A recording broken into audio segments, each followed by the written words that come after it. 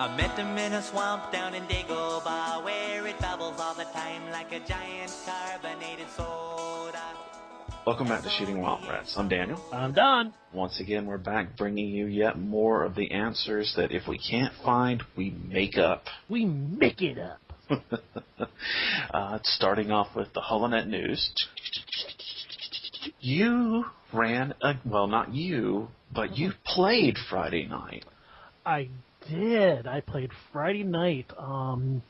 James Spawn was around. I was chatting with him, and I knew that I was not going to be able to do or have anything to do with the Star Wars Adventure on Saturday because I had to go out of town for my daughter's gymnastics. It's that time of year for us. And so I was bored out of my mind. And I sent him a quick message and said, "Hey, what you doing?" And he went, "Nothing. What you doing?" And I went, "Nothing." And so I was like, "Well, you want to do something tonight?" He's like, "Well, what do you want to do?" And I was like, "I don't know. What do you want to do?" And so I kind of went back and forth like two girls, on a Friday night for a while until we were like, "Well, let's play something." I went, "All right, well, I'll try and get some people." And he was like, "Well, I'll try and get some people." And I went, "You know what? This conversation seems to be in stereo. I'll meet back with you in like 20 minutes. And then he calls me up, and I've got family over. Yeah, yeah. What's Daniel do? I'm busy. Star Wars D6, brother on a friend. I'm busy. All right, I get it. All right, fine. So Daniel was a no-show, but I was able to line up 2 additional people, plus myself, and James was, he had none, but he did Game Master. So that was a lot of fun. Now, just to kind of give people the logistics of how this came together, I guess I started contacting James right around 8:30. We had people lined up by 9. We started by 9:30, which I think is actually quite good. We got people together, and we played for about 2 hours. We had 3 players, 1 Game Master.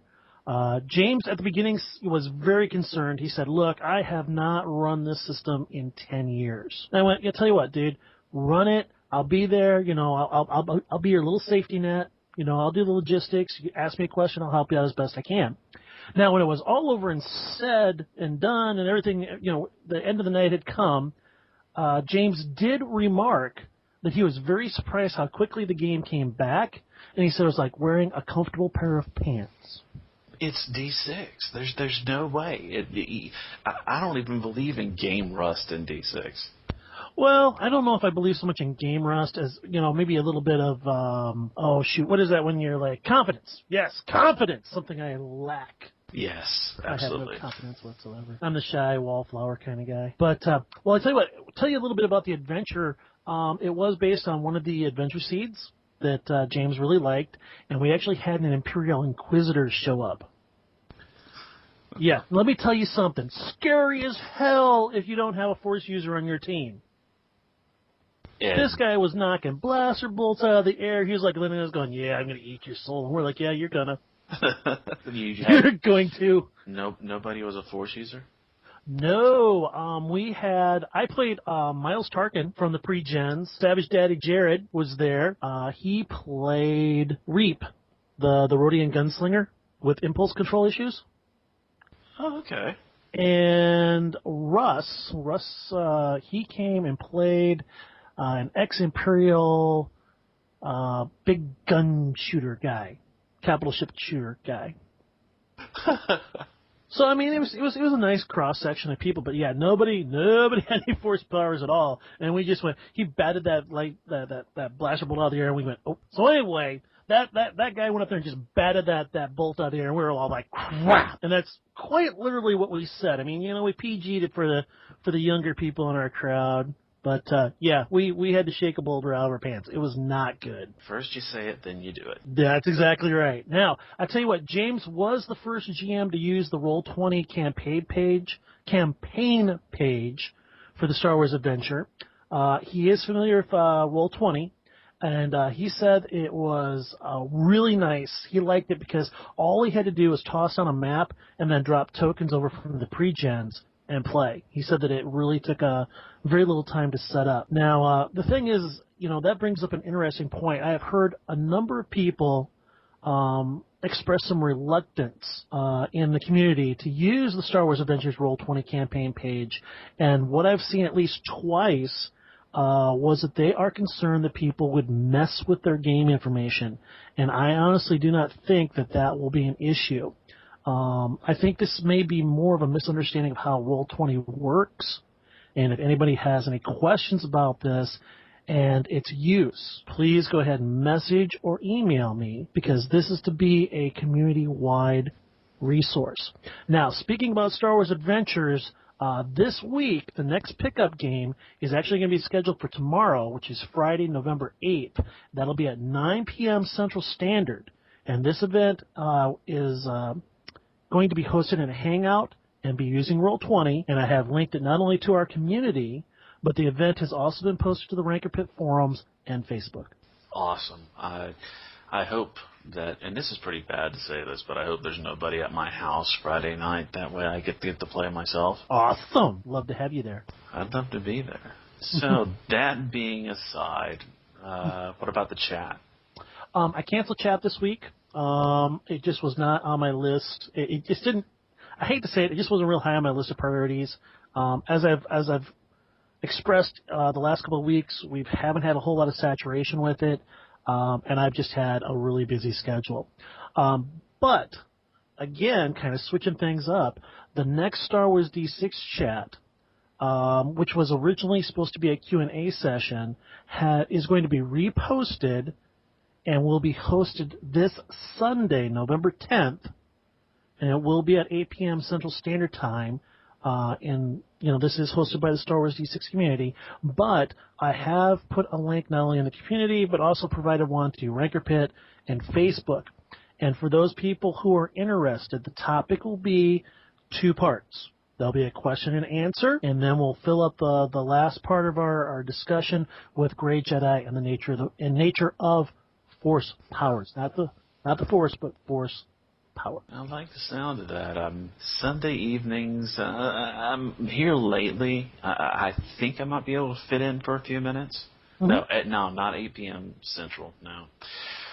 Oh, well, I'll just have to have it recorded. Yeah, that'd be, 10 o'clock your time? No, it's 9. 9? Does it have to be later for you? Yeah, well, no, earlier for me. Oh, it has to be earlier. Yeah. I don't know. I haven't had a whole lot of input from people about saying what their schedule will allow them to do to take part. So I keep trying to change up the schedules a little bit. Maybe we'll make it a little bit earlier next week.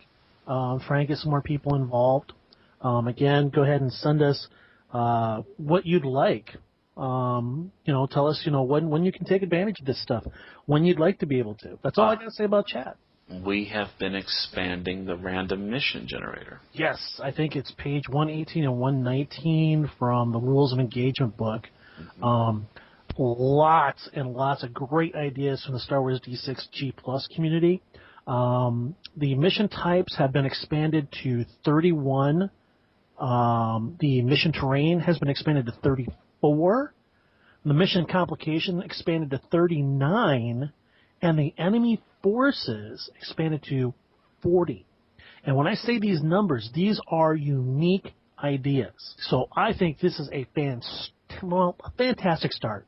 But we need more. So we need suggestions for mission types, terrain, complications, and so on. But something I'd like to see is an expansion of the idea of some other tables, and perhaps a adventure flowchart. Something along those lines. So I'd really like to hear back to the community about that. I posted up on Ranker Pit forums. The post has been sitting there for about 4 or 5 days. I've had 2 responses, 70-some views, and I sort of was in a crappy place Sunday night, and I kind of posted a gripe that I was like, this is here for everybody, and it'd really be nice if you guys would take part. I woke up Monday morning feeling in a much better mood, but I haven't rescinded that post yet. Star Wars Adventure Journal 16 and 17 are up at the Holocron. They are very, very rough, but then again, these were the unreleased last 2 episodes that didn't really make it out into the general public. All you'll have to do is go to d6holocron.com/download/. www.wegadventurejournal.html. Another way to get there that would be even faster would be to just click on the left-hand side of the page, look for the downloads button, and then from there, the Adventure Journals. Now, I have not had a chance to take a look at these. How do these compare to the ones that are already out there? Cover graphics are there, but everything else, it's not formatted, it's not tight. Take, for example, the first page of the first story, Gathering Shadows by Kathy Burdett. There's a box with text in it talking about the story, but it's lopsided. So it's things like that. It just wasn't fully completed. He's basically pulled it. I don't know how he got a hold of the copy. I'm not even gonna ask. That's something we're gonna have to avoid asking him. But that's the way you have it. I know nothing. It's not polished, but it's there. Okay. Well, I've had like a copy of 16 or 17 for a while now, and I was just kind of curious how they differ. So that will be my mission this weekend, to take a look at that and see how these two things differ and stuff. So, all right. Well, thank you for sharing that, Daniel. That's awesome. Well, what about we've got a new template that's come out. Yes, James Spahn, the individual that I spoke about earlier, released a sneak peek this week of his Dark Times source book. And what he did was he posted a template, one of the templates that will be made available in that source book, called the Youngling Survivor. Now, no additional information, at least, as to when this will be ready. When I spoke to him, he explained that he is currently working under a deadline and will have more time after that. So maybe within 2 weeks, maybe. I'll take that. Mm-hmm. Hey, tell me about Brett and the Life Day delivery. What's up with that? What's Brett been doing this week? I sent him a message about the adventure being done, and I linked him to it. I think he plussed it on Google. But as for anything official about when he's going to run it, I don't know. You know, it's a Christmassy type thing, so it could be any time during this season. True. He did post an interesting protagonist, though, a Delamente Sia Chwandili. He called it a minor crime boss whose gambling drinking establishment, the Broken Tusk, located on the world of Chisha Kwan. He had very I can't spit anything out today. Strong ties, Daniel. to Black Sun. Mm-hmm. Note also that Delamente was also a Herglick, so I find that it's also another interesting thing that Herglicks are addicted to gambling, and this guy runs a gambling establishment. You know what? Herglicks actually were introduced, I think, in the Tapani books, source books. And I tell you what, they have always been a personal favorite of mine. The only problem I have with Herglicks are they're even bigger than Wookiees. But, I mean, other than that, I like the concept. I like the look. I mean, you know, what's not to like about a two-armed, two-legged killer whale walking through things, you know? All right, one last thing this evening, Daniel. Something that was brought to my attention by one of the members in our community. I just kind of wanted to... Well, I took a little bit of a look at it, and I'm going to share some of my observations with the community. There's a gentleman by the name of Michael Garcia and his fiancée, Danny Rutt. They have been seen in the G+ community with several stories running. There was a request for financial help with the proposed wedding, which, when I last checked, had netted them something over $300. Since then, there's been no pictures posted of this wedding, no follow-up, no Facebook page, no nothing. There was another posting asking for wedding gifts, some very expensive, others not so much. And recently, there was a call for money to pay for food, and the story was they had taken in 3 additional children from their neighbor who was in the hospital bleeding in her lungs, and they had jurisdiction over these kids. Now, I have a very acute sense of crap, and this stinks to high heaven to me. Now, I have read through his past history, his postings, and if they need help, that is fine. It's great to ask others, but the way it has been done has not been done very well. It has not been thought out, and to be honest, it sounds like an incredible inability to get their priorities straight and that the problems they have are 90% based upon their own poor decisions. Now, I am